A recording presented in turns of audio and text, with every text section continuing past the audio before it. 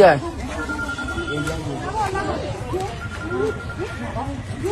দাও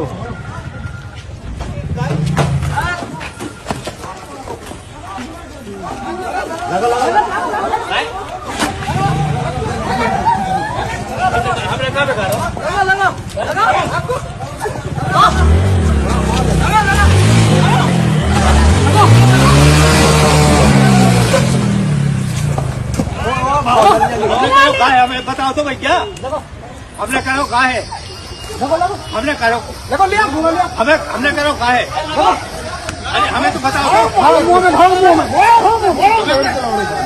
हमें करो कहा है हमने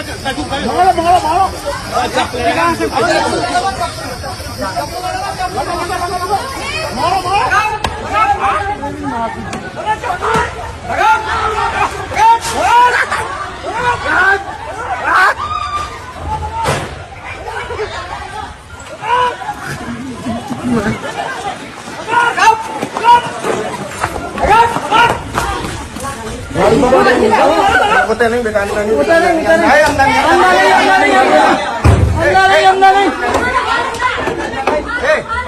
नहीं घर कौन है? घर नहीं है वो तो पोस्ट मारा हाउस है আপনারা প্রত্যেকে ভিডিওটা দেখলেন যে বিজেপির যে নেতাগুলো বলছে যে গরু আমাদের মা, গরু আমাদের মাতা, গরু কেন ওরা জবাই করবে, মুসলমান কেন গরু জবাই করবে, সেটা তো আমাদের মা। তো এই জন্য উত্তরপ্রদেশে যে সমস্ত নেতাগুলো গোবর খেতে ভালোবাসে, মুদ খেতে ভালোবাসে, এই গোবর খেকো নেতাগুলোকে দেখতে পেলাম যে উত্তরপ্রদেশের হিন্দু সম্প্রদায়ের কিছু বোন এবং কিছু মা এরা কি করেছে, গরু গোবর নিয়ে এমন কি মারছে। আপনারা প্রত্যেকেই বুঝতে পারছেন, ভিডিওটা দেখলেন প্রত্যেকেই বুঝতে পারছেন। তো এটা বড় খুশি, বড় আনন্দের বিষয় যে নিজের মা বাপকে দেখতে পারে না, যত পরিমাণ বৃদ্ধ মা বাপকে বৃদ্ধাশ্রমে রেখে আসছে, যে জন্ম দিল তার কোনো খিদমত নাই, তাকে নিজের বাড়িতে রাখতে পারে না নিজের বিবিদের ভয়ে। আর সামান্য গরু একটা পশু, সেই গরুকে মা বলে, মাতা বলে, সেই গরু মুসলমানদেরকে বলছে খেতে দেওয়া যাবে না, গরু আমাদের মা। তা চিন্তা করুন কথাটা কোন জায়গায় দাঁড়াচ্ছে বলুন তো। তো এরা কি করছে, উত্তরপ্রদেশে যোগী আদিত্যনাথের এলাকায় এরা গোবর খাচ্ছে। এরা দেখছি গরু কি পেশাব ফিরছে, সে পেশাবে গা ধুচ্ছে, পেশাব খাচ্ছে। এইগুলো কি সম্ভব? একটা পশু কি একটা পশুর যে একটা গোবর বাহির হয় সেটা অপবিত্র জিনিস, একটা মূত্র বাহির হয় সেটা তো অপবিত্র জিনিস, যা খেলে অসুখ হবে, যা খাওয়া কি চলে না, আর সেই জিনিসগুলো এরা খাচ্ছে। তাহলে চিন্তা করুন এরা অসুখে পড়বে কি পড়বে না?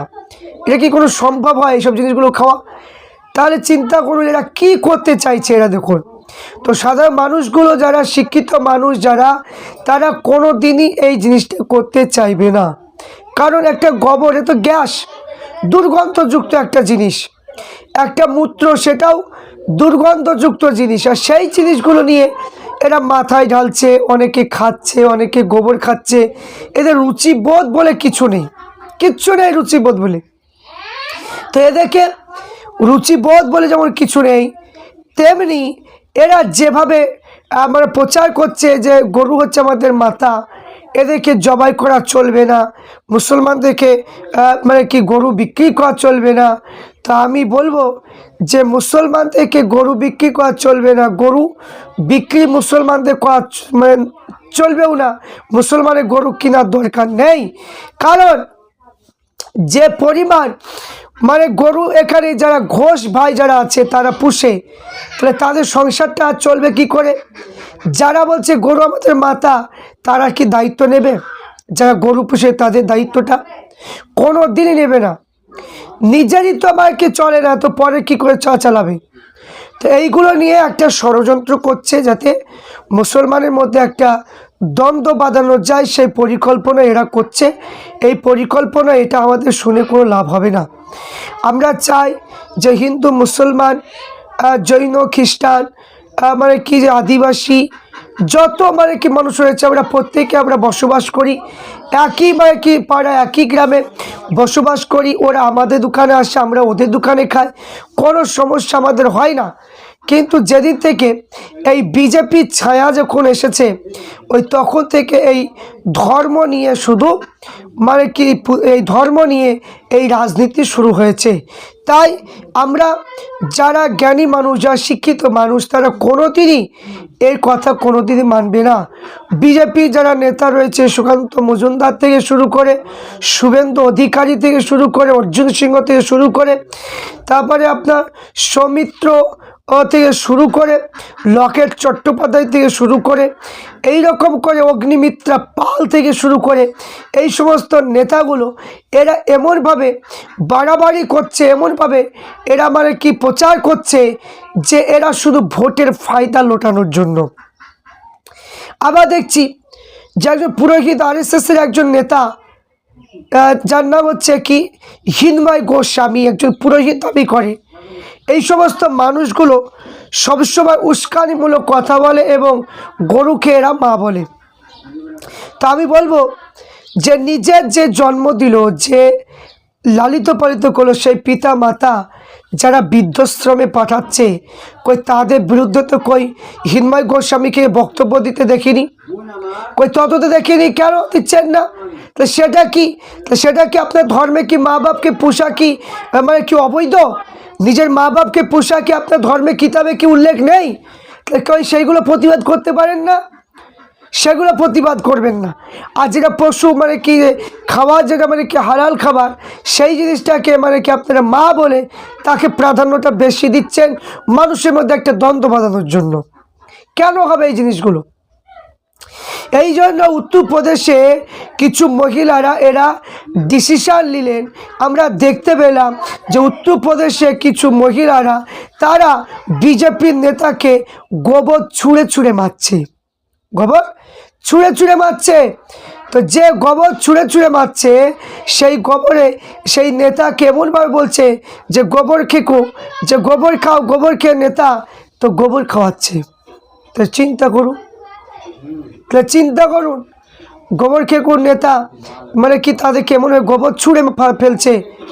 তাহলে আপনারা দেখুন কি অবস্থা চলছে। এইরকম করে যদি হিন্দু ভাইয়েরা, হিন্দু বোনেরা ওই নেতাগুলোকে যদি ওইরকম করে গোবর যদি ছুঁড়ে মারে, তাহলে এরা শাসন হয়ে যাবে। যে গোবর খেতে মানুষকে বলছে, মুদ খেতে মানুষকে বলছে, এটা কোনো রকম ধর্মের কথা হলো? চিন্তা করুন। তাই প্রত্যেককে আমি বলবো যে এই কাজগুলো করা একদমই উচিত নয়। জাতি, ধর্ম, বর্ণ বিষয়ে প্রত্যেকের মানুষের মধ্যে যে ভ্রাতৃত্ব, ভালোবাসা, মহব্বত রয়েছে সেটা বজায় থাকবে। ওই সমস্ত যারা হিংসামূলক যা কথা বলবে, যারা গোবর খাওয়া কথা বলবে, যারা মুদ খাওয়া কথা বলবে, তাদের কথা আমরা কখনো প্রাধান্য আমরা দেব না। তাই প্রত্যেককে বলবো ভিডিওটা দেখুন, বেশি শেয়ার লাইক অবশ্যই করুন। ভালো যদি লাগে অবশ্যই আপনারা কমেন্ট বক্সে যদি কারো কিছু বলা থাকে অবশ্যই আপনারা বলবেন, ইনশাআল্লাহ তার জবাব দেওয়ার চেষ্টা করব।